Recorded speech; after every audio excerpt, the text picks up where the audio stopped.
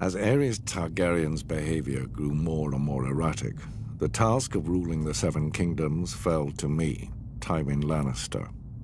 I had served Aerys for nearly 20 years, and as a result, the realm had prospered. The royal coffers were full, the land was at peace. But Aerys grew increasingly hostile, jealous of the success many credited to me. My power and influence unnerved him. The captain of my personal guard, Sir Elyn Payne, was once overheard making offhand comments regarding who was the true ruler of Westeros. When the king was given this information, he had Elyn Payne's tongue ripped out with hot pincers.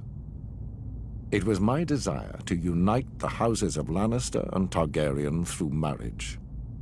My daughter Cersei would marry Aerys' eldest son, Prince Rhaegar. Such a union made perfect sense for all parties.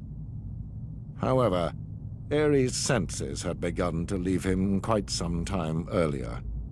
Instead of uniting the royal family with its most loyal and powerful ally, Aerys chose instead to insult my family, indicating that such a match was beneath Rhaegar. Instead, he chose Elia Martell of Dorne to be Rhaegar's wife. As if to rub salt in my wounds, Aerys appointed Jaime, my son, to the King's Guard. The King's Guard may be an honor for lesser families than ours, but it is a lifetime appointment that forces him to renounce all family holdings. This creates a difficulty in naming an heir to Casterly Rock. But Aerys knew all that. I had grown tired of the king's constant provocation. Thus, I resigned my post as Aerys' hand and returned to Casterly Rock with my considerable forces.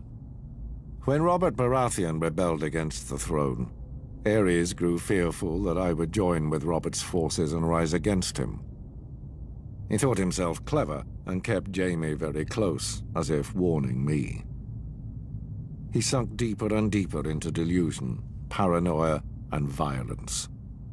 I've heard it said he became obsessed with wildfire, a substance which, once lit, cannot be extinguished. Convinced he had enemies all round him, he wouldn't allow blades in his presence, save for those of his King's Guard. Alas, that proved to be his undoing.